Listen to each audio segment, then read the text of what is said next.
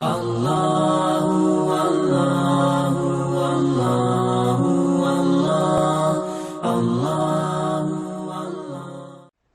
للہ وکفا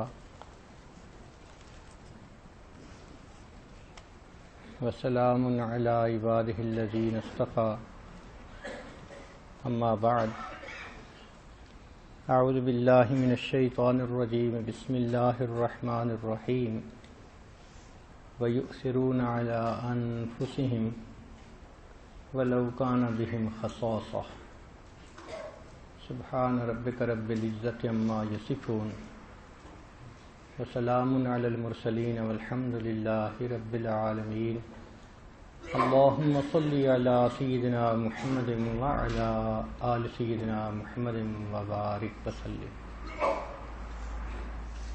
مکارم اخلاق میں سے اگلا نمبر ہے مہمان نوازی، کہ ایک مسلمان رشتہ دار ہو، دوست ہو یا بھلے اجنبی، وہ اگر آئے تو بندہ اس کی مہمان نوازی کرے۔ محبتیں قائم رکھنے کے لیے، الفتیں زندہ رکھنے کے لیے یہ چیزیں بنیاد ہیں۔ اگر یہ نہ ہو تو نفس نفسی کا معاملہ ہوتا ہے، ہر بندہ اپنے پیٹ پہ ہاتھ پھیرتا ہے اور دوسرے کا اس کو کوئی لحاظ نہیں ہوتا۔ اللہ تعالیٰ چاہتے ہیں کہ میرا مومن بندہ بے حس نہ بنے، بلکہ دوسروں کے ساتھ محبت پیار کا رشتہ بنائے اور اس کو نبھائے۔ تو بعض موقعوں پر محبتوں کا اظہار بھی کرنا عبادت ہے، جیسے نبی صاحب نے فرمایا اگر کسی سے محبت ہو تو بتا دو کہ انی احبک فی اللہ، میں آپ سے اللہ کے لیے محبت کرتا ہوں، یعنی اظہار چاہا۔ اسی طرح جب کوئی مہمان آئے تو میزبان محبت کا اظہار کرے، دل کی خوشی کا اظہار کرے۔ ضروری نہیں ہوتا کہ پرتکلف کھانا بنانے سے محبت کا اظہار ہوتا ہے، دال ساگ سے ہی، خشک ٹکڑا سے ہی، مگر دل کی محبت اس کو لذیذ بنا دی ہے۔ It's not the thing which counts, it's the thought. اصل وہ اندر کا جذبہ ہوتا ہے جو مطلوب ہے۔ چنانچہ اس بارے میں یہ آیت مبارکہ بھی جو پڑھی گئی، شان نزول اس کا اسی طرح کا ہے، اور بہت ساری احادیث مبارکہ بھی ہیں۔ گو ہم میں سے ہر بندہ مہمان نوازی کرتا ہے اپنے حساب سے، لیکن جب احادیث کو سنیں گے، بزرگوں کے واقعات کو سنیں گے، تو وہ جو جذبہ دل میں ہے وہ بڑھے گا، دل میں محبت بڑھے گی، اور مہمان نوازی انسان کو عبادت نظر آئے گی۔ آج کل عام طور پر ایک روٹین بنی ہوئی ہے، آپ میرے گھر کھانا کھا لیں، میں نے اس کے گھر کھانا کھا لیا۔ یہ گیٹ ٹوگیدر کا ایک طریقہ بنا ہوا ہے۔ اگر تو یہ رسمی رواجی چیز ہے تو پھر یہ کھانا ہے، اور اگر اس کے ساتھ اللہ کی محبت کا رشتہ ہے کہ اس آنے والے کو وہ مہمان سمجھ رہا ہے، جس کو اللہ نے بھیجا ہے، جس کا رزق اللہ نے میرے رزق میں ملایا ہے، تو پھر یہ عبادت بن جائے گی۔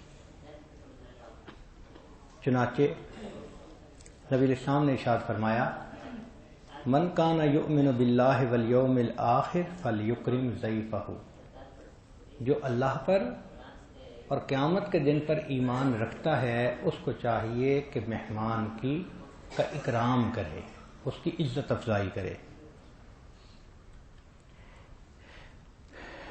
ایک اور حدیث مبارکہ میں نبی السلام نے ارشاد فرمایا من کان یؤمن باللہ والیوم الآخر فلیکرم ضیفہ، اور آگے فرمایا جائزۃ الضیف یوم و لیلہ، جائزہ کہتے ہیں خاص کھانا بنانا، پرتکلف جس کو کہتے ہیں، یعنی جب بھی کوئی مہمان آئے اور ٹھہرے تو ایک دن اور ایک رات یہ پرتکلف کھانا بنانا ہی حق ہے۔ پھر مہمان نوازی و ضیافت و ثلاثۃ 3 دن تک ہے۔ 3 دن کے بعد اگر رہے فما کان بعد ذالک فہو صدقۃ، وہ اللہ کے راستے میں صدقہ ہے۔ جو عام گھر والے کھانا کھاتے ہیں وہی کھلائیں، صدقے کا ثواب ملے گا۔ یہ نہیں ہو سکتا کہ مہمان آئے تو اب میزبان کے لیے مصیبت آ جائے، یا تو جانے کا نام نہ لے، ایسا بھی تو ہوتا ہے نا۔ وہ ایک پیر صاحب کسی کے ہاں مہمان آئے، بیچارے نے 3 دن تو مہمان نوازی کی، مگر ان کا تو وقت گزارنے کا ارادہ تھا۔ اب روز صبح اٹھتا اور پوچھتا، حضرت صاحب آج کوچ ہے یا مقام ہے؟ کوچ کا مطلب جانا ہے یا رہنا ہے؟ تو روز اٹھ کے پوچھتا کوچ ہے یا مقام ہے؟ فرماتے مقام ہے۔ وہ پھر انتظام کرتا، دوسرے دن پھر اسی طرح، تیسرے دن 1 ہفتہ وہ اسی طرح پوچھتا بھی رہا اور انتظام بھی کرتا رہا۔ تنگ آ گیا، ایک دن پوچھتے ہیں جی کوچ ہے یا مقام؟ انہوں نے کہا مقام۔ کہتے آج ہماری یہاں سے کوچ ہے۔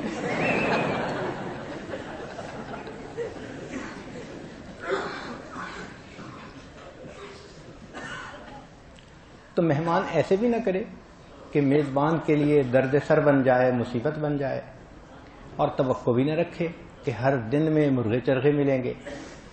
شریعت کتنی خوبصورت ہے، یعنی ایک ایک بات کو اسپیل آؤٹ کر کے بتا دیا کہ دیکھو بھائی آپ آئے ہیں تو 1 دن اور 1 رات، یہ تو آپ کے لیے خوشی سے وہ اچھا کھانا بنائیں گے۔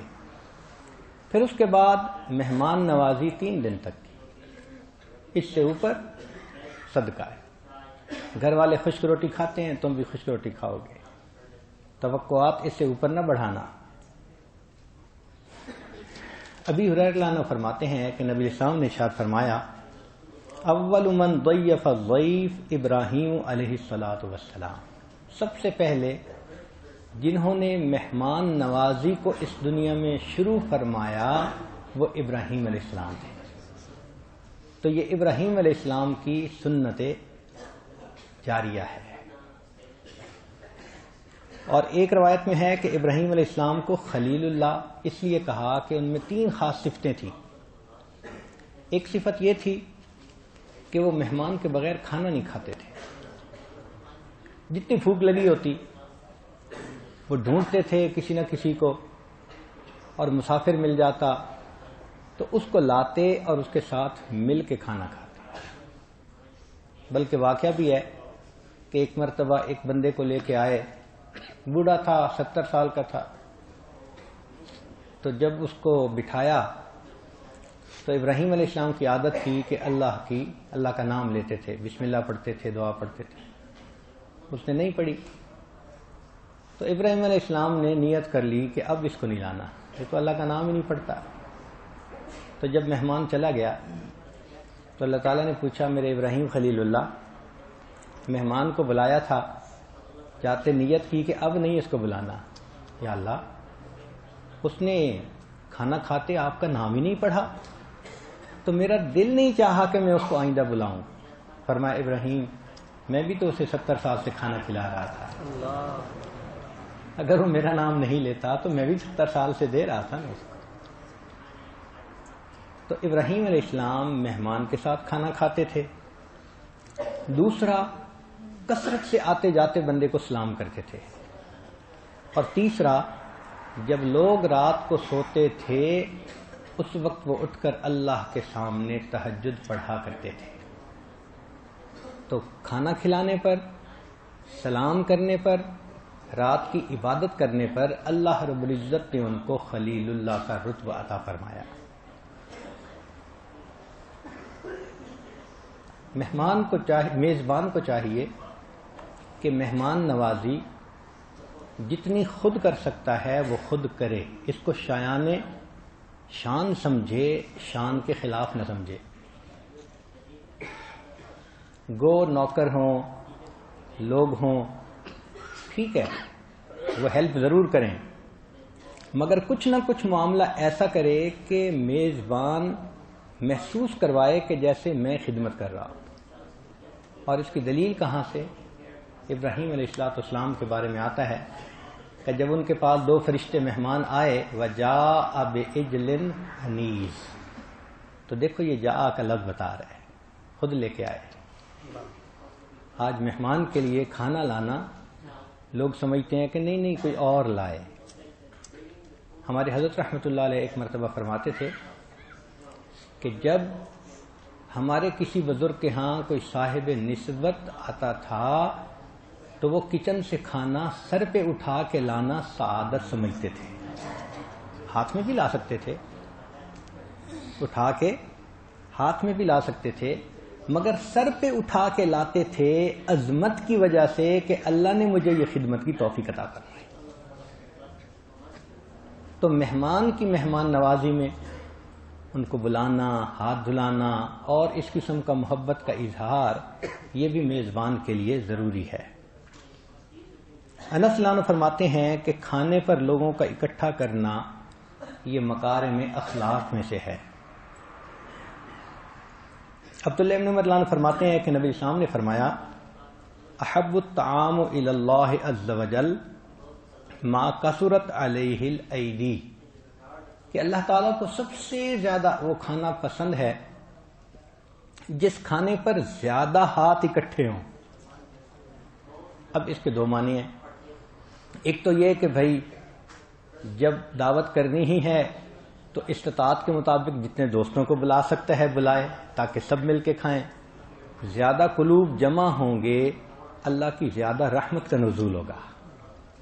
اور دوسرا یہ کہ بڑے بڑے برتن ہوں تاکہ سب اس برتن میں سے مل کے کھائیں، یہ اور برکت کا سبب ہے. نبی علیہ السلام نے ایک پیالہ بنوایا ہوا تھا لکڑی کا، وہ مسجد نبوی کے باہر پڑا رہتا تھا. پورا اونٹ پکا کر، اونٹ کا گوشت کتنا ہوتا ہے، پکا کر اس کا سالن اس پیالے میں ایک مرتبہ ڈال دیا جاتا تھا. اور صحابہ رضوان اس پیالے کے گرد بیٹھ جاتے تھے تو وہ چونکہ اونچا تھا تو گھٹنوں کے بل بیٹھنا پڑتا تھا. تو گھٹنوں کے بل بیٹھ کے جیسے کھڑا ہوتا ہے ایسے ہاتھ بڑھا کے اس میں سے کھایا کرتے تھے. یہ مسلمانوں کی دعوت ہوا کرتی تھی. تو بڑے برتنوں میں کھانا رکھنے میں عجیب حکمت ہے. آپ عربوں میں ابھی بھی دیکھیں ان میں چھوٹی چھوٹی پلیٹیں نہیں ہوتی، بڑی بڑی تشتریاں لائی جاتی ہیں اور ماشاءاللہ 5-10 بندے ایک تشتری سے پیٹ بھر سکتے ہیں. تو ابھی تک ان میں یہ سنت موجود ہے.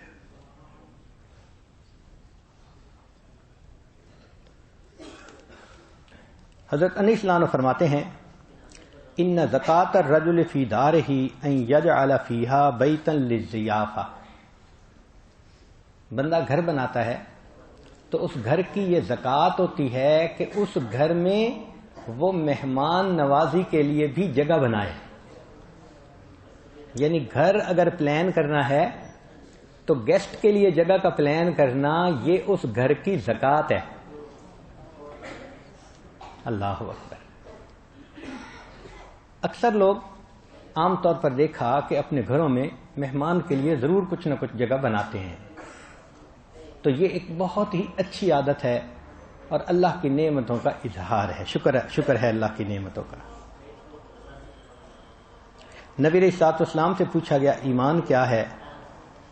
نبی صاحب نے فرمایا کھانا کھلانا، تہجد پڑھنا. پوچھا گیا کہ حج مبرور کیا ہے، مقبول حج؟ نبی السلام نے فرمایا کھانا کھلانا اور خوش کلامی کرنا یہ مبرور حج ہے.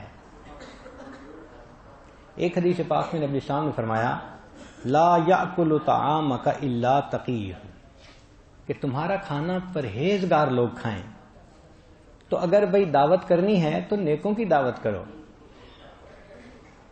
بعض لوگ فسق و فجور والے دوستوں کی دعوت کرتے رہتے ہیں.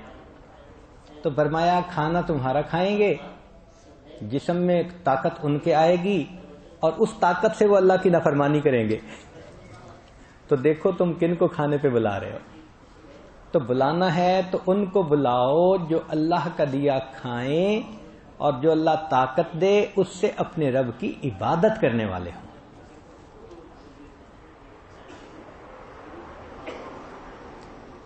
ایک حدیث پاک میں ہے کہ جس نے بھائی کی جائز خواہش کو پورا کیا اس کی بخشش ہو گئی. جس نے مومن کی جائز خواہش کو پورا کیا اس کی بخشش ہو گئی. اس لیے ہمارے حضرات جب کسی کی دعوت کرتے تھے تو معلومات کر لیتے تھے کہ ان کو کون سی چیز پسند ہے.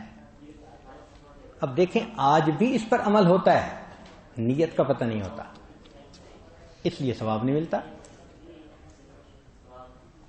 تو وہ معلوم کرتے تھے سبزی پسند ہے، گوشت پسند ہے، کیا پسند ہے، اور جو پسند ہوتا تھا وہ بنا کر پیش کرتے تھے تو ان کی جائز خواہش پوری ہوتی تھی اور اس کے بدلے ان کے گناہوں کی بخشش ہو جاتی تھی.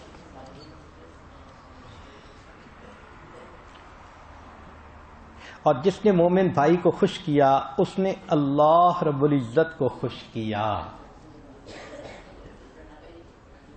اس لیے علماء نے لکھا ہے کہ اگر میزبان پتہ کروائے کہ جی آپ کو کیا چیز پسند ہے تو اس کو بتانا یہ ضروری ہوتا ہے تاکہ وہ اللہ کے ہاں ایک عبادت کا درجہ پا سکے. تو کئی لوگ اس وقت کہتے ہیں نہیں جی کوئی ایسی بات نہیں. بھائی چھپانے میں کیا، ہر بندے کو کچھ نہ کچھ چیز مرغوب ہوتی ہے، تو بتا دیجئے. آپ کے بتانے سے اس کو ثواب ملے گا اور آپ اس کا ذریعہ بنیں گے تو آپ کو بھی ثواب ملے گا بتانے پر.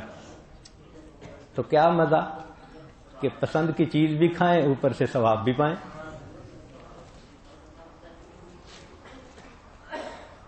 ایک حدیث مبارکہ ہے، اس کو ابن ابی دنیا نے روایت کیا کہ جس نے بھائی کو چاہت سے لذت یاب کیا اس کے لیے 10 لاکھ نیکیاں لکھی جائیں گی. 10 لاکھ نیکیاں لکھی جائیں گی کہ بھائی کی جائز چاہت کو اس نے پورا کر دیا. 10 لاکھ گناہ معاف ہوں گے، جنت میں 1000 درجات بلند کیے جائیں گے اور اس کو 3 جنتوں سے کھانا کھلایا جائے گا. یعنی اس کی مہمان نوازی 3 جنتوں کے کھانے سے کی جائے گی، جنت خلد، جنت فردوس، جنت عدن. 3 جنتوں کے کھانے سے اس کی مہمان نوازی کی جائے گی.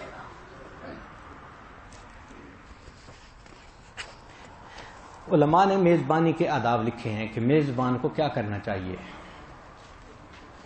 میزبان کسی کو بلاتے ہوئے 7 نیتوں کو جمع کرے، کیونکہ جتنی نیتیں جمع ہوگی وَإِنَّمَا لِإِمْرِئٍ مَّا نَوَىٰ اتنا انسان کو اجر بڑھتا جائے گا. بلکہ بعض علماء نے لکھا ہے کہ اکابر کپڑے بدلتے ہوئے 40 نیتوں کو جمع کرتے تھے. اللہ اکبر. یہاں فرق پڑ جاتا ہے ہم میں اور علماء میں کہ ہمیں چونکہ پتہ نہیں ہوتا تو ہم ایک ہی نیت کرتے ہیں کہ ستھرے کپڑے پہن رہے ہیں، لیکن جو صاحب علم ہوتے ہیں وہ وہی عمل کرتے ہیں لیکن اس عمل کے درجات ان کو بہت زیادہ ملتے ہیں. تو نفلی کاموں میں کئی نیتوں کو ایک وقت میں جمع کر لینا یہ اجر کے بڑھنے کا سبب ہوتا ہے. تو میزبانی میں 7 نیتیں. پہلی نیت اللہ اور اس کے رسول صلی اللہ علیہ وسلم کی اطاعت، کہ میں مہمان نوازی جو کر رہا ہوں تو اللہ تعالیٰ اور اس کے رسول صلی اللہ علیہ وسلم کے حکم کی اطاعت اور فرما برداری کر رہا ہوں. دوسرا سنت پر عمل کر رہا ہوں، نبی اسلام نے مہمان نوازی فرمائی. تیسرا مومن کی عزت افزائی کر رہا ہوں. چوتھا مومن کا دل خوش کر رہا ہوں. پانچواں میں اپنے بھائی کے دل سے غم اور پریشانی کو دور کر رہا ہوں، کیونکہ جب وہ آئیں گے اور ان کو بنا بنایا اچھا لذیذ کھانا ملے گا تو اگر پہلے بھوک ہے یا کھانا نہیں یا کوئی اور ایسی بات ہے تو ان کے ذہن سے وہ ٹینشن نہ رہے گی، تو غم کو دور کرنے کا ثواب. اور پھر کہ مومن بھائی سے میری ملاقات ہو جائے گی، یہ مستقل عبادت ہے. اور آخری نیت کہ اس کام کے کرنے سے مجھے اللہ کی رضا مل جائے گی. تو یہ 7 نیتیں کریں تو کھانا کھلانے پر بندے کو ثواب اتنا زیادہ ہو جاتا ہے.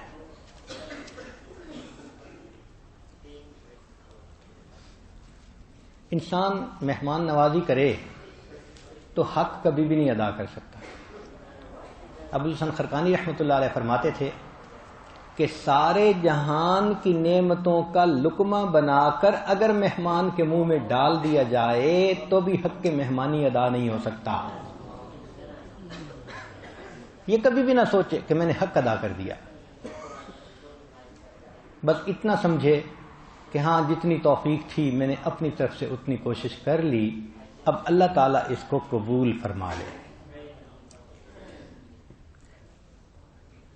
ماوراء النہر کے علماء اپنی کتابوں میں لکھتے ہیں کہ میزبان کو چاہیے کہ جس رات اس کے پاس مہمان ہو یہ اس خوشی کا اظہار کرے جو خوشی وہ عید کی رات میں کیا کرتا ہے، ایسے خوشی کا اظہار کرے.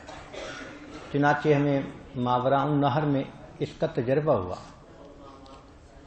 کہ وہاں گئے تو ایک صاحب نے بتایا کہ مہمان جس دن ہمارے گھر ہوتا ہے 24 گھنٹے میں کوئی نہ کوئی گھر کا بندہ جاگ رہا ہوتا ہے، حتیٰ کہ رات کو مرد عورتیں وہ ٹائم آپس میں طے کرتے ہیں. کوئی وقت ایسا نہیں ہوتا کہ مہمان گھر پہ ہو اور گھر کا کوئی بندہ جاگ نہ رہا ہو. میں نے کہا کیوں کرتے ہیں؟ کہنے لگا اس لیے کہ ممکن ہے مہمان کو ضرورت ہو اور وہ میزبان کو سویا ہوا نہ پائے، اس کو جاگتا پائے.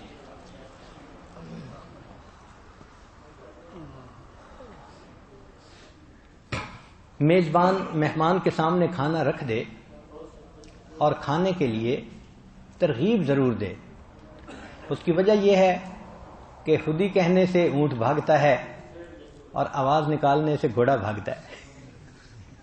اسی طرح مہمان کو 2 لفظ بولنے سے مہمان بے تکلف ہو کے کھاتا ہے، ورنہ بالداخل وحشتن، جو نیا بندہ آتا ہے طبیعت کے اوپر ایک وحشت ہوتی ہے، ایک دوری سی ہوتی ہے.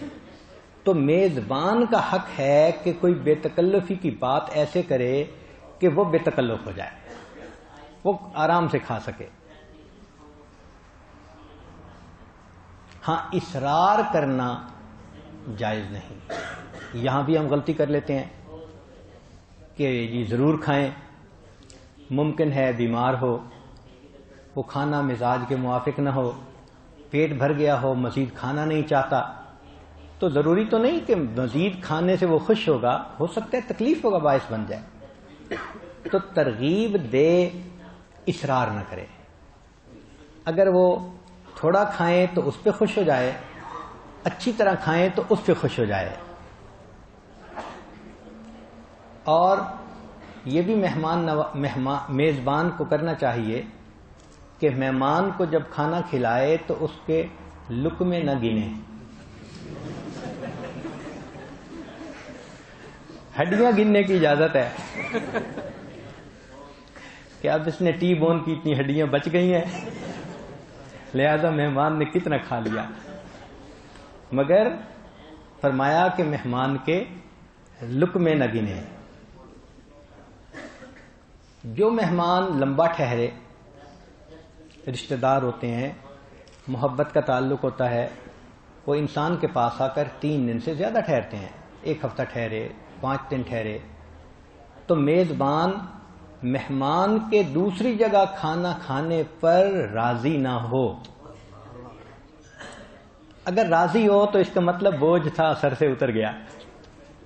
تو اگر کوئی اور دعوت دے تو ابتدا میں کہے جی میرا تو دل چاہتا ہے آپ یہیں کھانا کھائیں، تاکہ مہمان کو خوشی ہو کہ میرا یہاں رہنا اس کو بوجھ نہیں محسوس ہو رہا.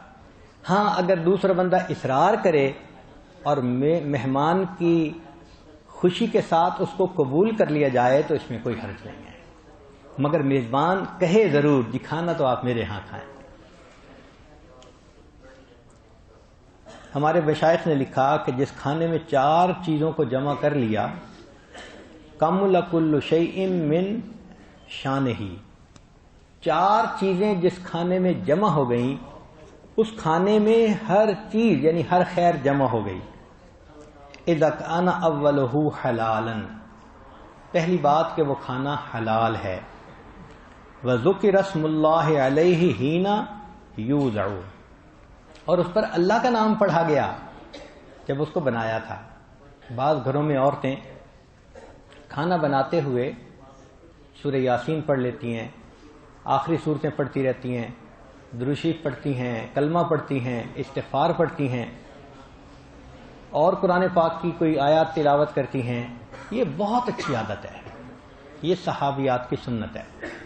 چنانچہ صحابیات کے واقعات میں لکھا ہے کہ ایک صحابیہ نے تنور سے روٹی لگوائی اور جب اٹھنے لگی تو کہا کہ لے بہن میری روٹی بھی پک گئی اور میرے 3 پارے بھی مکمل ہو گئے ہیں. تو اس کا مطلب کہ کھانا پکانے کے دوران وہ اللہ کا ذکر کرتی رہتی تھی. پھر وہ کھانا جب کھانے والے کھاتے تھے تو ان کے دلوں میں پیٹ میں جا کے وہ دلوں کا نور بنا کرتا تھا. آج تو غفلت کا کھانا ہوتا ہے، باوضو کھانا پکانے کا بھی اہتمام نہیں.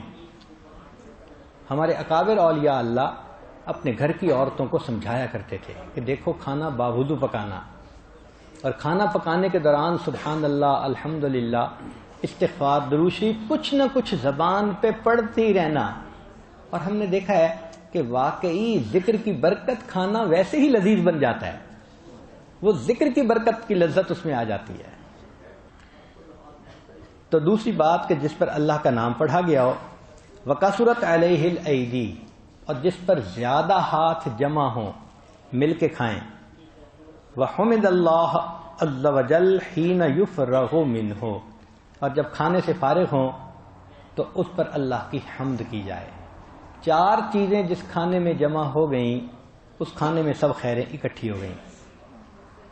مہمان جب آئے تو میزبان کو چاہیے کہ اس کا اکرام کرے، اس کو بٹھائے، دروازے پر اس کا استقبال کرے، اور اس کو نہیں پتا ہوتا کہ مجھے کہاں بیٹھنا ہے، اس کو بتائے جی آپ یہاں تشریف رکھیے، یہاں بیٹھیے. یہ بٹھانا اس کا اکرام ہے. نبی علیہ الصلوۃ والسلام کے پاس سلمان فارسی اللہ عنہ آئے، اب شاگرد ہیں نا سلمان فارسی رضی اللہ تعالیٰ عنہ، لیکن جب نبی علیہ السلام کے پاس آئے تو نبی علیہ الصلوۃ والسلام نے ان کو اوٹ لگانے کے لیے تکیہ عطا فرمایا.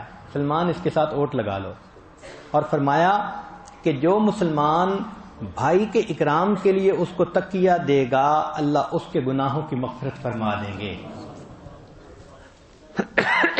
اب دیکھو کتنا چھوٹا سا عمل ہے، لیکن اگر نہیں پتا تو انسان اس کے ثواب سے محروم ہو جاتا ہے.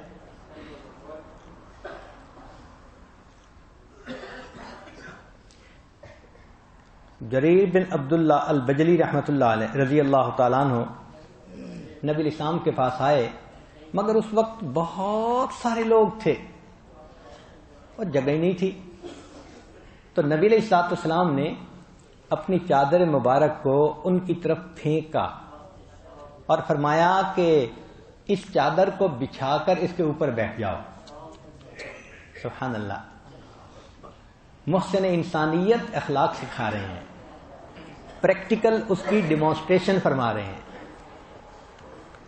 کہ جو لوگ آئے ان کے لیے جگہ کافی تھی مگر مزید جگہ نہیں تھی.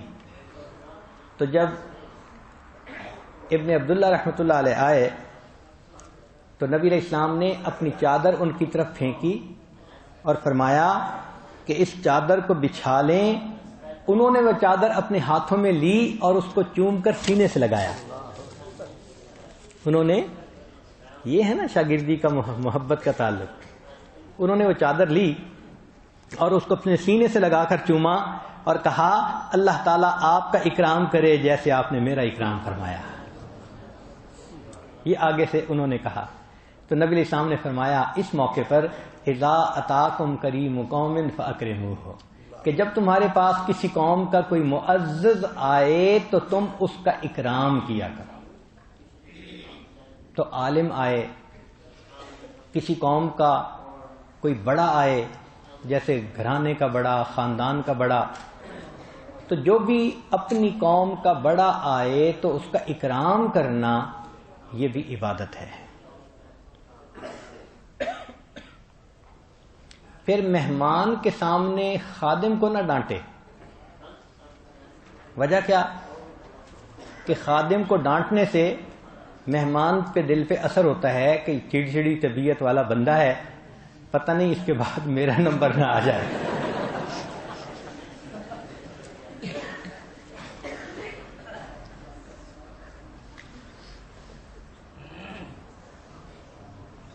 اور پھر اگلا ادب بتایا کہ کھانے سے فراغت پر مہمان کو زیادہ دیر مت روکے، کیونکہ ہر ایک کی ضروریات ہوتی ہیں، تقاضے ہوتے ہیں. جب کھانا کھا لیا، بلانے کا وہ مقصد پورا ہو گیا، تو اب بعد میں لمبی نشست کرنا یہ مناسب نہیں. قرآن پاک نے بھی کہا فَإِذَا طَعِمْتُمْ فَانْتَشِرُوا، جب تم کھانا کھا لو تو پھر اپنے گھروں کی راہ لے لیا کرو. بعض اوقات کھانے پہ کئی مہمانوں کو بلایا جاتا ہے، کچھ وقت پہ آتے ہیں کچھ نہیں آتے، تو میزبان کیا کرے؟ تو فقہا نے لکھا کہ کچھ تھوڑا تو انتظار کرے، مگر جو آنے والے ہیں ان کو پہلے کھانا کھلا دے، جو دیر سے آئیں گے وہ اپنے وقت پہ کھا لیں گے. ان کے دیر کے آنے کی سزا وقت پہ آنے والوں کو نہیں دینی چاہیے کہ جی بیٹھے ہیں لمبا انتظار کر رہے ہیں، ایسے نہیں کرنا چاہیے. کھانے سے پہلے اور کھانے کے بعد میزبان کو چاہیے کہ مہمان کے ہاتھ دھلائے.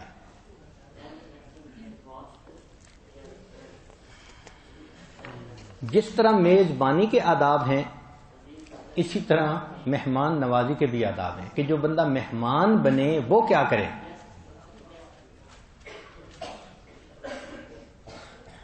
اگر کوئی بندہ کسی کے ہاں مہمان جائے تو ملاقات کے بعد فوراً بتا دے ابھی مجھے کھانے کی حاجت ہے یا نہیں، میں کس وقت کھانا کھاؤں گا. وجہ کیا ہو سکتا ہے کہ سخت بھوک لگی ہوئی ہو اور وہ میزبان سمجھے کہ جب کھانے کا وقت آئے گا تو اس وقت کھلاؤں گا، تو مہمان کی تکلیف.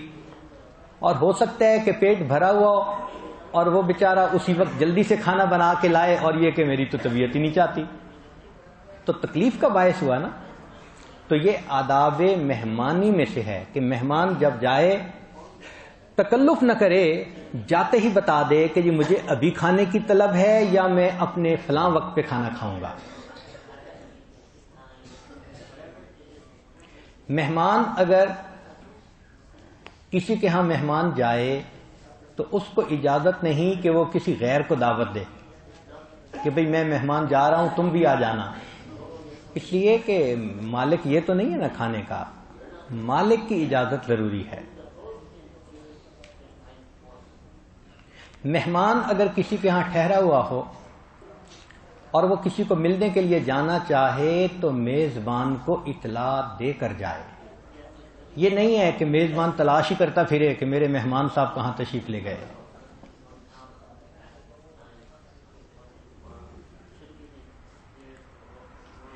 مہمان کے اوپر یہ بھی ذمہ داری ہے کہ گھر کی جس چیز کو استعمال کرے استعمال کے بعد جیسے تھی اس کو ویسے ہی رکھے. گھر کی چیزوں کو الٹ پلٹ دینا یہ میزبان کے لیے الجھن کا باعث ہوتا ہے. تو چیزوں کی ترتیب نہ بدلے، جو میزبان کو پسند تھی اس کو اسی طرح رہنے دے. گھر کے اندر اگر کاغذات پڑے ہوں تو مہمان کو ان کا مطالعہ کرنے کی اجازت نہیں. یہ نہیں ہے کہ آپ گئے ہیں اس کا لیٹر پڑا ہے، اس کے دفتر کی ڈاک پڑی ہے تو اب آپ جا کے اس کو کھنگالنا شروع کر دیں. مہمان کو اس کا حق نہیں ہے، اس کی چیز کو اس طرح استعمال کرنے کی اجازت نہیں. مہمان را چہ فضول دارد. اگر مہمان جائے تو وہاں کے خدام پہ خود حکم نہ چلائے. کئی لوگ ہوتے ہیں نا مہمان جاتے ہیں تو وہاں کے کام کرنے والوں کو خود ہی آرڈر دینے شروع کر دیتے ہیں. شریعت نے اس سے منع کیا ہے. جو میزبان احسان جتائے مہمان اس کی دعوت کھانے سے انکار کر دے. میزبان احسان جتا کے نہ کھانا کھلائے، احسان مان کے کھانا کھلائے. کہ جی آپ کا میرے اوپر احسان، آپ کھانے کے لیے تشریف لائے. اتباع سنت کی نیت سے دعوت کو جلدی قبول کر لینا چاہیے. نبی علیہ السلام نے فرمایا وما انا من المتکلفین، آپ کھانے کی دعوت جلدی قبول فرماتے تھے. ویسے بھی حق المسلم علی المسلم خمس، ایک مومن کے دوسرے مومن پر 5 حق ہیں، ان میں سے ایک حق ہے دعوت کو قبول کر لینا.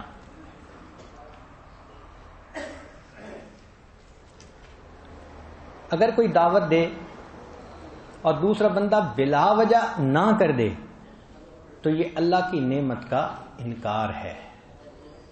کئی مرتبہ اس پر سزا بھی مل سکتی ہے، یہ ذہن میں رکھنا. ابو تراب رحمۃ اللہ علیہ بخشی فرماتے ہیں کہ کسی نے دعوت دی تو میں نے انکار کر دیا. فرماتے ہیں اس کے بعد مجھے 14 دن کا فاقہ کرنا پڑا، تب مجھے احساس ہوا کہ جو دعوت دی گئی تھی وہ اللہ کی نعمت کو ٹھکرایا تھا میں نے.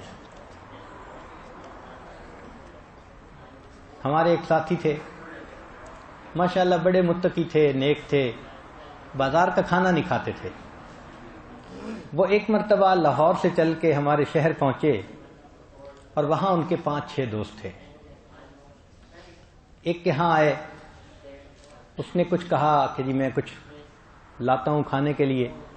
نہیں وہ میں نے فلاں کو ملنے ہیں، میں بس وہاں لے لوں گا. وہ خاموش ہو گیا. پھر دوسرے کے پاس گئے، اس نے بھی کہا کہ میں آپ کے لیے کچھ بناتا ہوں. نہیں میں نے فلاں کے ہاں جانا ہے، وہاں کھا لوں گا. نیت ان کی شروع سے یہ تھی کہ آخر میں جس کے گھر میں نے جانا ہے نا وہ میرا پرانا دوست بے تکلف ہے، وہاں میں کھانا کھاؤں گا. تیسرے کے ہاں جب گئے تو ان کے ہاں تو دسترخوان لگنے ہی والا تھا. ان کا جی کھانا تیار، ہم کھانے کے لیے بیٹھ رہے ہیں، بس میں ملنے آیا تھا، میں کھانا آگے جا کے کھاؤں گا. تو جب آخری کے پاس پہنچے اور ان کو بتایا کہ جی میں آیا ہوں، تو ان کی بیوی نے اطلاع بھجوائی جی کہ میرے خاوند تو سفر پہ گئے ہوئے ہیں، اب کس کو کہتے کھانا کھلاؤ. چنانچہ واپس بیٹھ بھی نہیں سکتے تھے، وہاں گھر میں مرد نہیں تھا. اب گرمی کے موسم میں بھوک کے پیاسے ان کو پھر 4 گھنٹے کا سفر بس پہ کرنا پڑا. جب واپس لاہور پہنچے تو تقریباً 18 سے 20 گھنٹے ان کو کھائے پیے بغیر ہو گئے تھے. 3 مہینے کے لیے بیمار رہے. تو بلا وجہ اللہ کی نعمت کو ٹھکرانا، کئی مرتبہ اس پر ناراضگی ہوتی ہے، تو ایسے نہ کرے. میزبان کو اپنے کھانے کی نمک مرچ اور مٹھاس کے بارے میں بتا دینے میں جلدی اطلاع کرے. ایسا نہ ہو کہ وہ کھانا بھی بنا دیں اور میٹھا، اور اخیر پہ یہ کہہ دیں میں تو میٹھا کھاتا نہیں، یا میں بلڈ پریشر کا مریض ہوں، نمکین کھانا نہیں کھاتا. بھائی اس قسم کی کوئی بھی اگر احتیاط ہے تو میزبان کو پہلے بتا دینی چاہیے. ہمارے حضرت رحمۃ اللہ علیہ فرماتے تھے کہ انسان جھوٹ اور بھوک ان دونوں کو اکٹھا نہ کرے. بھوک لگی بھی ہوتی ہے، کہتے نہیں تو جھوٹ اور بھوک دونوں اکٹھے ہو جاتے. تو جھوٹ کو اور بھوک کو اکٹھا نہ کرے. اور یہ بھی ادب بتایا گیا کہ مہمان کھانا تو کھائے، لیکن جس دروازے سے خادم کھانا لے کر آ رہا ہے اس دروازے کو بار بار نہ دیکھے کہ اب کون سی ڈش آ رہی ہے، اب کیا آ رہا ہے. اس دروازے کو بار بار نہ دیکھے. مہمان میزبان کے گھر میں نمک اور پانی کے سوا کسی چیز کا مطالبہ نہیں کر سکتا. پانی مانگ سکتا ہے اگر نہ ملے، یا اگر نمک نہیں ملا تو وہ بھی مانگ سکتا ہے. اس کے سوا مہمان کسی کے گھر میں جا کر کسی چیز کا مطالبہ نہیں کر سکتا. مہمان کے 4 کام: جہاں بٹھایا جائے وہیں بیٹھے، جو ملے وہی کھائے، صاحب خانہ کی اجازت کے بغیر نہ جائے، اور کھانے کے بعد میزبان کے لیے دعا کرے. ایک غلطی عام یہ بھی ہوتی ہے کہ مہمان بیٹھے ہوئے ہیں، اب میزبان ان کے لیے کوئی مشروب لاتا ہے، اس نے پہلے کو پکڑایا، اب پہلے صاحب آگے اس کو دینا شروع کر دیتے ہیں. یہ مہمان کا حق نہیں ہے، مہمان ایسا نہیں کر سکتا. جس کے ہاتھ میں میزبان نے جو پکڑایا اس کو چاہیے وہ اسی کو پیے. ممکن ہے کہ اس نے شوگر کا مریض دیکھتے ہوئے بغیر شوگر کے جوس ان کو دیا ہو اور باقی سب میں شوگر ہو، اور ان صاحب نے وہ آگے پکڑا دیا.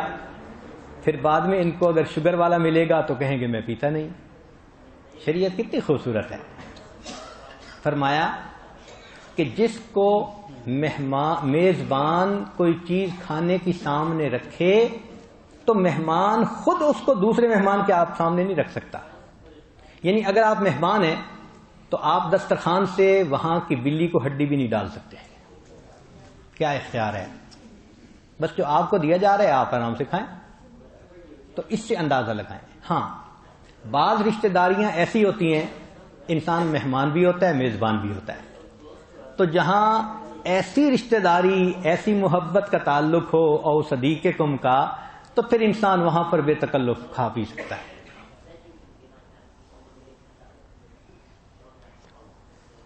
اگر مہمان تھکا ہوا آئے تو میزبان کو چاہیے کہ اس کی خدمت کرے، اس کے پاؤں دبائے. مولانا وحاج الدین ایک عالم تھے، وہ ایک دفعہ شاہ عبد الرحیم رائے پوری رحمۃ اللہ علیہ کے ہاں آئے. حضرت نے کھانا بھی کھلایا، پھر اس کے بعد آرام کرنے کے لیے لیٹے تو حضرت نے خود ان کے پاؤں دبائے.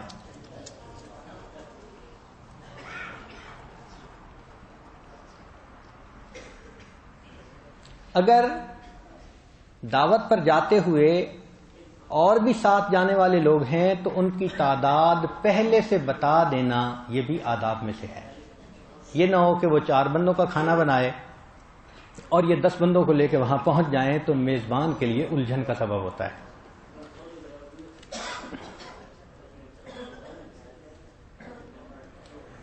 اگر مہمان اپنی پسند کا کھانا بتا دے تو بسا اوقات میزبان کو بہت خوشی ہوتی ہے. چنانچہ ایک بغداد میں صاحب رہتے تھے، وہ زعفران کا کام کرتے تھے. ان کو لوگ کہتے تھے زعفرانی بغدادی، ان کا نام پڑ گیا تھا. تو امام شافعی رحمۃ اللہ علیہ ان کے ہاں آ کر مہمان ٹھہرے. ان کی باندی آئی تو اس نے امام شافعی رحمۃ اللہ سے پوچھا کہ آپ کو کوئی چیز پسند ہو تو بتائیں، ہم کھانے کا انتظام کرنے لگے ہیں. تو امام شافعی رحمۃ اللہ علیہ نے اس کی جو پرچی تھی نا، اس کے اوپر اپنے ہاتھ سے ایک کھانے کا نام لکھ دیا کہ یہ بنا دو. جب زعفرانی بغدادی واپس آیا اور باندی نے کہا کہ آپ کے مہمان نے اپنی فرمائش لکھ کر دی ہے، تو وہ کاغذ جب میزبان کے ہاتھ میں آیا اس نے باندی کو آزاد کر دیا. اتنی خوشی ہوئی کہ میرے مہمان نے اپنے ہاتھ سے لکھ کر بتا دیا کہ مجھے یہ کھانا پسند ہے. تو بسا اوقات محبت کا ایسا تعلق ہوتا ہے. چنانچہ حضرت اقدس تھانوی رحمۃ اللہ علیہ کے پاس حضرت حاجی امداد اللہ مہاجر مکی رحمۃ اللہ تشریف لائے تھے تو سنا ہے کہ انہوں نے بہت ساری پلیٹوں میں کھانا سامنے رکھا تھا. یہ اسراف نہیں ہوتا، بلکہ یہ ہوتا ہے کہ معلوم نہیں کہ مہمان کی طبیعت کس کھانے کو چاہے، لہذا وہ اپنی پسند کا کھا لے. اچھا، وہ پسند کا کھا لے گا تو باقی کھانا ضائع تو نہیں نہ جاتا، وہ پھر اہل خانہ کے کام آتا ہے. چنانچہ ہم نے ماوراء النہر کے علماء میں یہ خلق دیکھا کہ ان کے ہاں 4 بندے مہمان جاتے تھے، لیکن گھر میں جتنا کھانا بنتا تھا وہ سارا کا سارا دسترخوان پر لگا دیتے تھے. تو مجھے ابتدا میں حیرت ہوتی تھی کہ یہ 20 بندوں کا کھانا. تو پھر ایک عالم سے پوچھا میں نے کہ 4 بندوں کے لیے 20 بندوں کا کھانا؟ انہوں نے کہا جی ہمارے یہاں عادت ہے، مہمان آتا ہے ہم پورا کھانا سامنے رکھ دیتے ہیں، جتنا چاہے وہ کھائے، پھر اس کے بعد باقی کھانا گھر کے لوگ استعمال کرتے ہیں. حدیث میں آتا ہے کہ مہمان کے بچے ہوئے کھانے میں برکت ہوا کرتی ہے. تو ہمارا کھانا بابرکت بن جاتا ہے یہ دسترخوان پر رکھنے سے.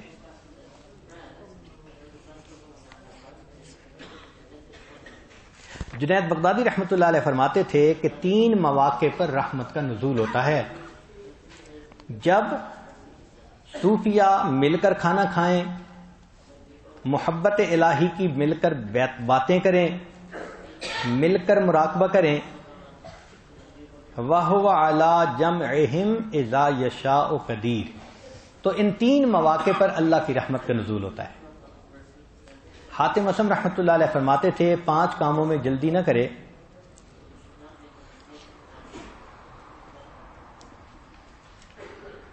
5 کاموں میں جلدی کرے۔ ایک، لڑکی کے نکاح میں جلدی کرے، مردے کو دفن کرنے میں جلدی کرے، قرض ادا کرنے میں جلدی کرے، گناہوں سے توبہ کرنے میں جلدی کرے، اور چوتھا، مہمان کو کھانا کھلانے میں جلدی کرے۔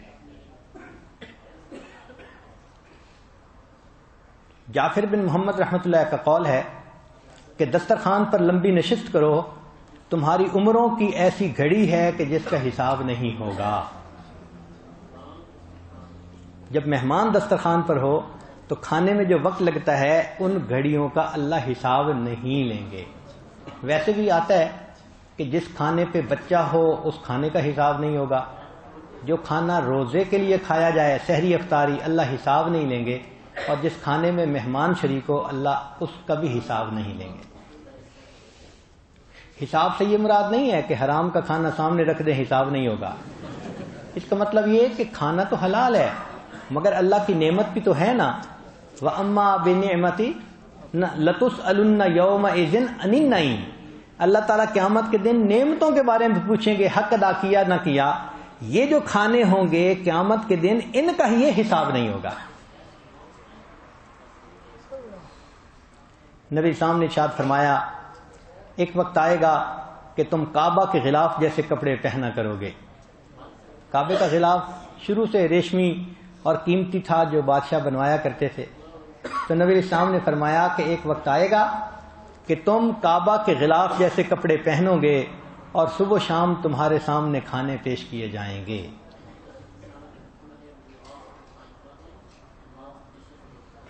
جب نجاشی کا وفد آیا تو نبی علیہ الصلوۃ والسلام نے خود کھڑے ہو کر ان کو کھانا پیش کیا اور خدمت کی۔ صحابہ نے کہا کہ نکفی کہ اللہ کے وسلم ہم تو خدمت کے لیے کافی ہیں۔ فرمایا نجاشی نے ہمارے اصحاب کا اکرام کیا تھا، اس کے بدلے میں میں ان کے اصحاب کا اکرام کر رہا ہوں۔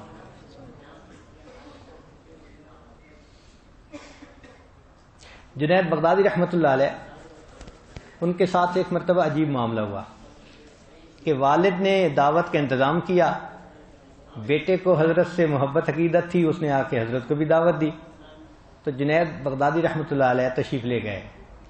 دروازے پہ والد صاحب کھڑے تھے، ان کا جی میں نے تو آپ کو نہیں بلایا، واپس آ گئے۔ بچے نے دیکھا کہ مہمان آ گئے، حضرت نہیں آئے، وہ پھر بلانے آیا تو پھر چل پڑے۔ جب دروازے پہ باپ کھڑا تھا اس نے کہا میں نے تو نہیں آپ کو بلایا، پھر واپس۔ 4 مرتبہ ایسے ہوا اور حضرت نے نہ باپ سے شکوہ کیا نہ بیٹے سے شکوہ کیا، نہ باپ سے شکوہ کیا نہ بیٹے سے شکوہ کیا۔ تو لوگوں نے لکھا ہے کہ کسی نے پوچھا کہ کیا مسئلہ، تو وہ فرماتے ہیں کہ اس وقت ان کی تجلیات کا فعالیہ کا سبق تھا، تو وہ یہ سمجھ رہے تھے اللہ مجھے دکھانا چاہتے ہیں، میں چاہتا ہوں تو اپنی نعمت کا دروازہ کھول دیتا ہوں، پہنچتے ہو تو دروازہ بند کر دیتا ہوں، یہ سب میرے اختیار میں۔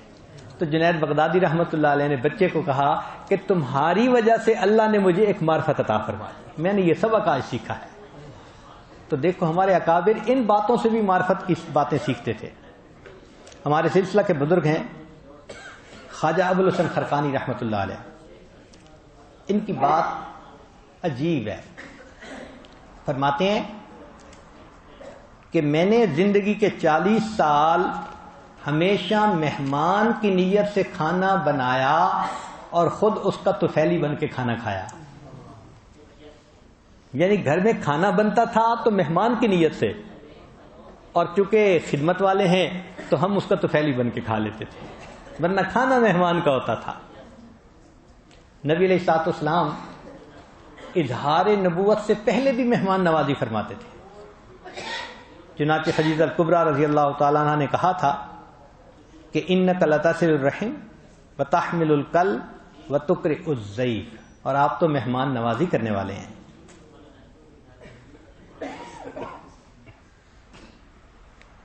مہمان نوازی کرنے پر اللہ مال میں کیا برکت دیتے ہیں یہ بھی سن لیجئے۔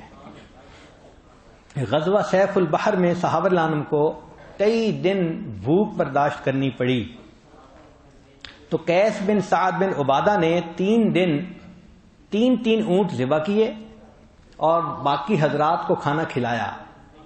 تو جب امیر لشکر کو پتہ چلا کہ 3 اونٹ ایک دن میں ذبح ہو رہے ہیں تو بھائی سفر کیسے کٹے گا، تو انہوں نے بلا کے منع کر دیا۔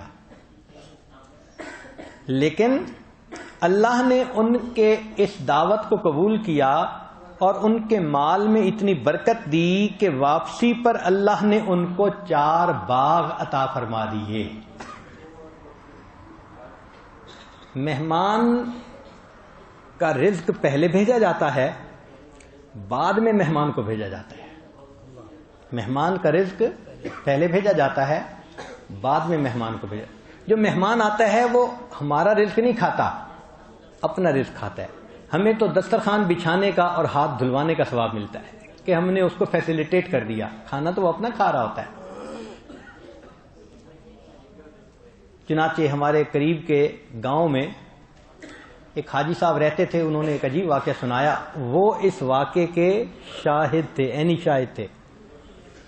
کہنے لگے دیہاتی ماحول تھا، ایک گھر میں میاں بیوی میں کچھ آپس میں رنجش ہو گئی۔ جب وہ آپس میں ذرا ہاٹ ورڈ استعمال کر رہے تھے نا، عین اسی موقع پر ایک رشتہ دار مہمان آ گیا۔ اب اس گھر والے نے مہمان کو تو بیٹھک میں بٹھایا اور گھر آ کے بیوی کو کہا کہ فلاں رشتہ دار مہمان آیا ہے۔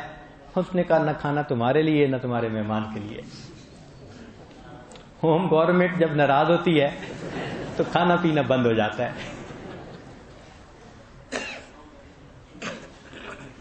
تو وہ غصے میں تھی، اس نے کہا نہ آج تمہارے لیے نہ تمہارے مہمان کے لیے، اور دوسرے کمرے میں چلی گئی۔ اب یہ بڑا پریشان، خیر آیا مہمان کے پاس بیٹھا، اس کے ذہن میں خیال کہ بھائی مہمان آیا ہے، تھوڑی دیر میں کھانے کا وقت ہوگا، میں اس کو کیا بتاؤں کہ میرے گھر میں کیا مسئلہ۔ چنانچہ اس نے سوچا کہ یہ جو ہمارے گھر کے بالکل سامنے والے پڑوسی ہیں نا، یہ بھی رشتہ دار ہیں اور ہمارا ان کے ساتھ بہت بے تکلفی کا معاملہ ہے۔ وہ ان کے پاس گیا اور کہا جی کہ میرے گھر مہمان آیا ہے اور میری بیوی کی طبیعت ٹھیک نہیں، حالانکہ اس کی تو نیت ٹھیک نہیں تھی مگر پردے رکھنے پڑتے ہیں۔ تو کہتے ہیں کہ میری بیوی کی طبیعت ٹھیک نہیں، تو اگر آپ مہمان کا کھانا بنا دیں۔ انہوں نے کہا بہت خوشی، ہم ابھی تھوڑی دیر میں پکا کے بھیج دیتے ہیں۔ تو اس کو یہ تسلی ہو گئی کہ مہمان بھوکا نہیں رہے گا۔ چنانچہ یہ آیا مہمان کے پاس بیٹھا۔ اب تھوڑی دیر میں خیال آیا کہ مہمان کو میں لسی پانی کوئی چیز تو پلاؤں نا، اتنی دور سے آیا ہے۔ تو یہ جب گھر آیا نا اندر تو دیکھا کہ بیوی زاروں قطار رو رہی ہے۔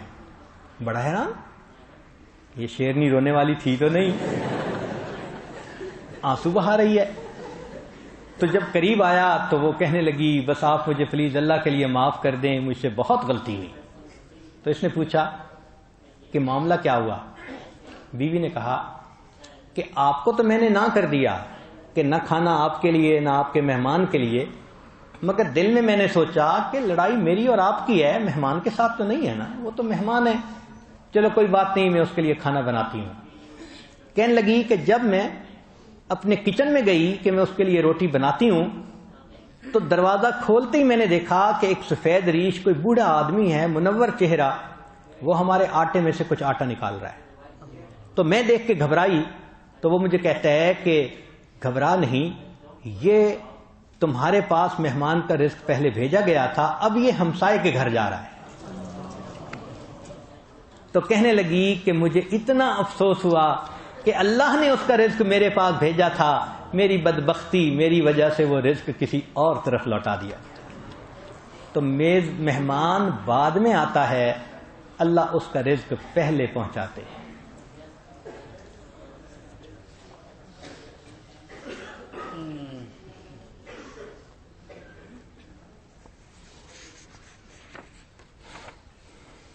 ایک حدیث مبارکہ، جب تک دسترخوان بچھا رہتا ہے اللہ تعالیٰ اہل خانہ کے لیے، اللہ کے فرشتے اہل خانہ کے لیے رحم کی دعا کرتے رہتے ہیں۔ جب تک دسترخوان بچھا رہتا ہے اللہ کے فرشتے اہل خانہ کے لیے رحمت کی دعا کرتے رہتے ہیں۔ ہم نے علماء ماوراء النہر کا ایک عجیب عمل دیکھا، جس گھر میں جائیں ایک جگہ پر، ہمارے ہاں تو نیچے زمین پہ دسترخوان بچھاتے ہیں، ان کے ہاں ایک میز ہوتی ہے جو زمین سے تقریباً 1-1.5 فٹ اونچی ہوتی ہے۔ اگر آپ زمین پہ بیٹھیں تو کھانا بالکل نیچے نہیں ہوتا، کھانا یہاں آ جاتا ہے، پلیٹ قریب آ جاتی ہے، انسان آسانی سے کھانا کھا لیتا ہے۔ اس کے اوپر وہ دسترخوان لگاتے ہیں۔ ایک فائدہ بھی ہے کہ کھانا پاؤں سے نیچے نہیں ہوتا، ورنہ تو کئی دفعہ بیٹھنے کی جگہ اونچی ہوتی ہے اور کھانے کی جگہ نیچے ہوتی ہے، یہ بھی کھانے کی بے ادبی ہے۔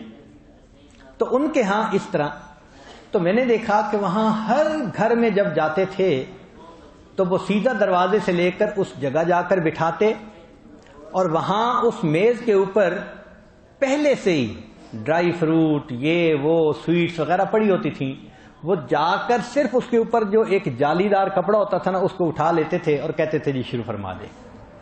تو میں نے انہیں کہا کہ یہ کیا عادت ہے؟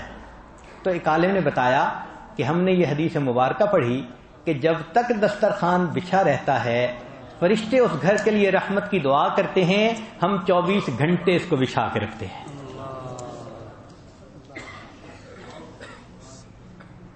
اللہ اکبر کبیرہ۔ آج کتنے لوگ ہیں جو اس کو افورڈ تو کر سکتے ہیں، مگر ہمیں اس خلق کا پتہ نہیں ہے۔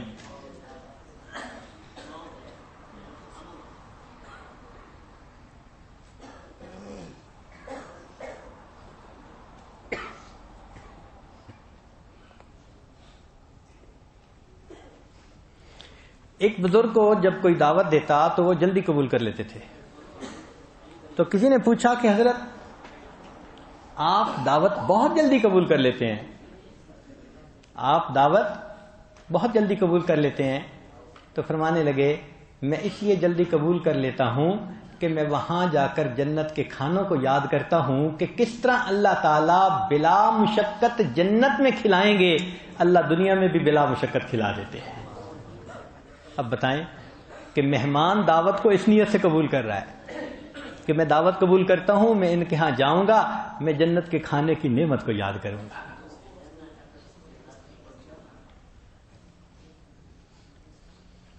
چنانچہ سلف صالحین کے بہت سارے واقعات ہیں مہمان نوازی کے۔ کیونکہ وقت کافی ہوا اس لیے یہ عاجز بس 1-2 واقعات ہی سنائے گا۔ ایک واقعہ جس کے بارے میں آیت مبارکہ پڑھی گئی کہ نبی علیہ السلام کے پاس ایک صاحب دور سے آئے، آپ نے فرمایا کون ان کی مہمان نوازی کرے گا؟ ایک انصاری صحابی تھے، وہ ان کو اپنے گھر لے گئے۔ گھر جا کے بیوی کو کہا کہ میرے ساتھ مہمان آیا ہے۔ اس نے کہا ہمارے گھر میں تو صرف ایک بندے کا کھانا ہے، میں آپ بچے اتنے کھانے والے ہیں، کھانا صرف ایک بندے کا ہے۔ ان کا میں تو لے آیا ہوں اس کو گھر پہ۔ تو کہنے لگی بہت اچھا، میں ایسے کرتی ہوں کہ بچوں کو تو تھپکی دے کے سلا دیتی ہوں، بچوں کو تو تھپکی دے کے سلا دیتی ہوں، اور میں آج فاقہ کر لوں گی۔ آپ ایسے کریں کہ مہمان کے ساتھ کھانے کے اوپر بیٹھ جائیں، لیکن اگر آپ بھی کھائیں گے نا تو مہمان پیٹ بھر کے نہیں کھا سکے گا۔ تو ایسا ہے کہ میں کھانا لگا دوں گی، پھر میں چراغ کو ٹھیک کرنے کے بہانے میں اس کو بجھا دوں گی، مہمان یہ سمجھے چراغ ٹھیک ہو رہا ہے، اور جب میں بجھا دوں گی تو آپ مہمان کو کھانا کھانے دینا، خود اپنا ہاتھ کھانے کی طرح اس طرح بڑھانا کہ آپ بھی کھانا کھا رہے ہیں، مگر کھانا نہیں کھانا، تاکہ مہمان پیٹ بھر کے کھا سکے۔ اللہ کی شان دیکھیں، ایسا ہی ہوا، نہ بیوی نے کھانا کھایا، نہ خاوند نے کھایا، نہ بچوں نے کھایا۔ ایک وقت ایک بندے کا کھانا تھا، مہمان کو کھلا دیا، اگلے دن اللہ نے قرآن کی آیت اتار دی وَيُؤْثِرُونَ عَلَىٰ أَنفُسِهِمْ وَلَوْ كَانَ بِهِمْ خَصَاصَةٌ۔ یہ عمل اللہ کو کتنا پسند آیا، قیامت تک قرآن پڑھا جائے گا، ان کے واقعے کی یاد تازہ کی جائے گی۔ ایسے بھی میزبان ہوا کرتے تھے۔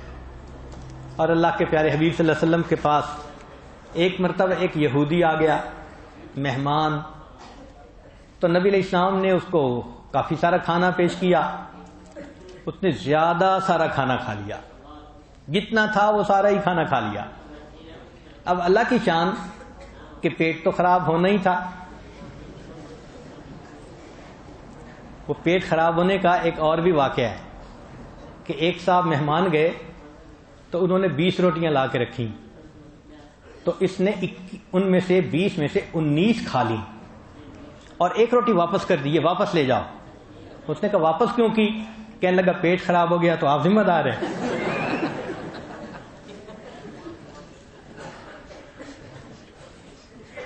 تو 19 سے خراب نہیں ہوا، 20 سے ہو جائے گا۔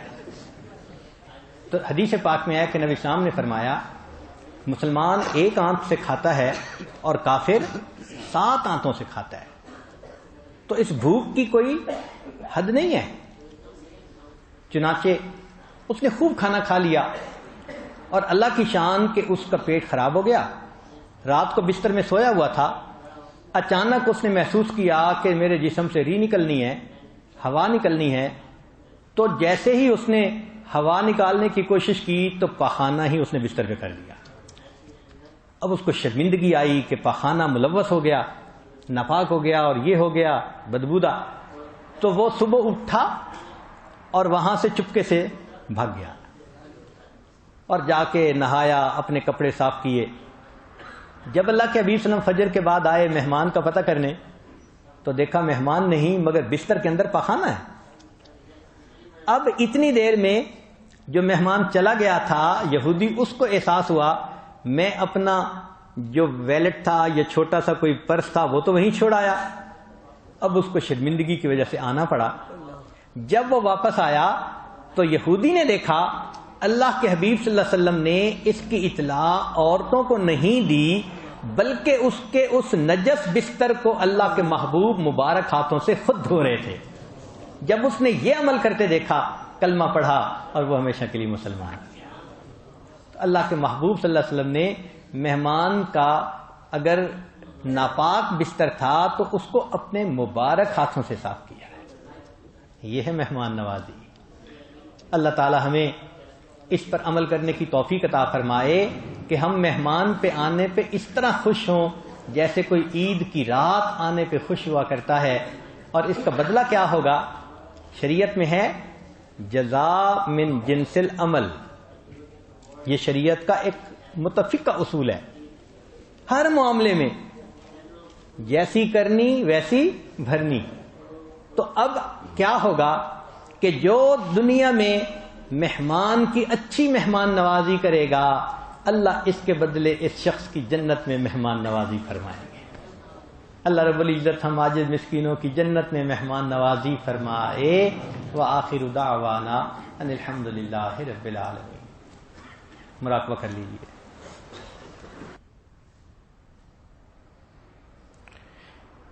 لا الہ الا اللہ محمد رسول اللہ۔ دعا کرو۔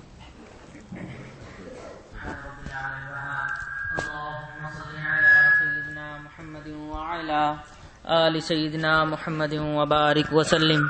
ربنا آتنا في الدنيا حسنة وفي الآخرة حسنة وقنا عذاب النار۔ ربنا لا تزغ قلوبنا بعد إذ هديتنا وهب لنا من لدنك رحمة إنك أنت الوهاب۔ اے اللہ ہم آپ کے عاجز و مسکین بندے آپ کے دربار میں حاضر ہیں۔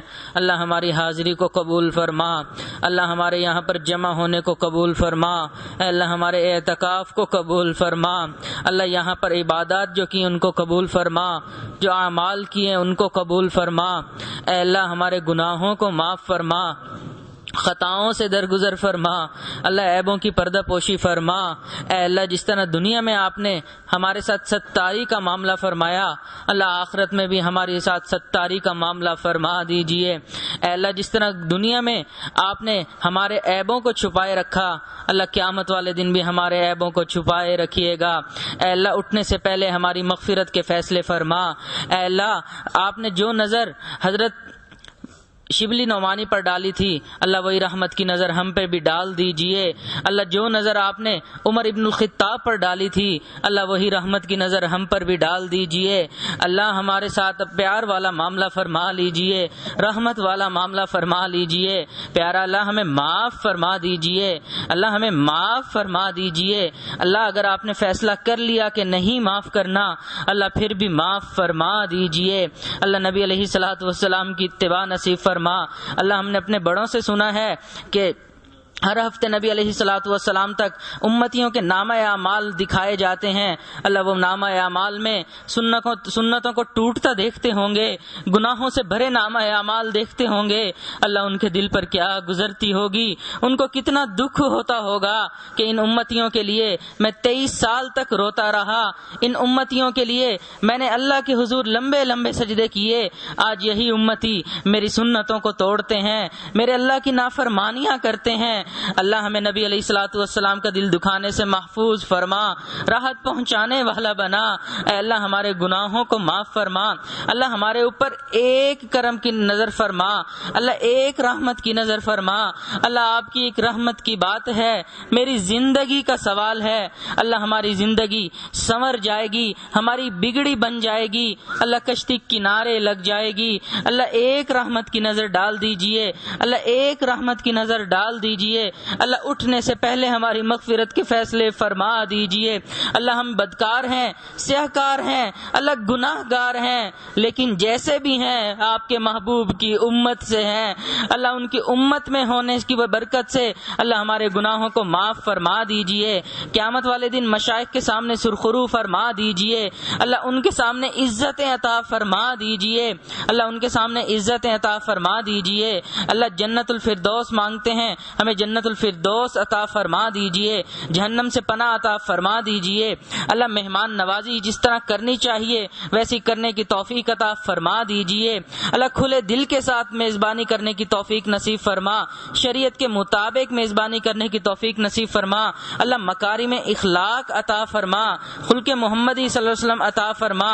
اللہ حضرت کا سایہ عطا دائر قائم و دائم فرما، ان کے فیض کو دنیا میں اور زیادہ عام و تام فرما۔ اللہ ہم سب کو صحیح معنوں میں فیض حاصل کرنے کی توفیق نصیب فرما۔ اللہ رمضان کے 1-2 دن باقی رہ گئے، اللہ ان دنوں میں اگر آپ نے ہماری مغفرت نہیں کی، اللہ یہ رمضان بھی ہاتھوں سے نکل جائے گا۔ اللہ ہماری مغفرت فرما دیجئے، اللہ ان میں ہماری مغفرت فرما دیجئے، اللہ ہماری مغفرت فرما دیجئے۔ اللہ جو دعائیں مانگنی چاہیے تھی نہیں مانگ سکے، اللہ ہمیں وہ بھی قبول فرما لیجئے، جو دلی تمنائیں ہیں اللہ وہ بھی قبول فرما لیجئے۔ اللہ ہمارے ساتھ رحمت والا معاملہ فرما دیجئے، ہمارے اٹھے ہوئے ہاتھوں کو قبول فرما، ہماری ان دعاؤں کو اپنی رحمت سے قبول فرما۔ وصلی اللہ تعالی علی خیر خلقہ محمد وعلی آلہ واصحابہ اجمعین برحمتک یا ارحم الراحمین۔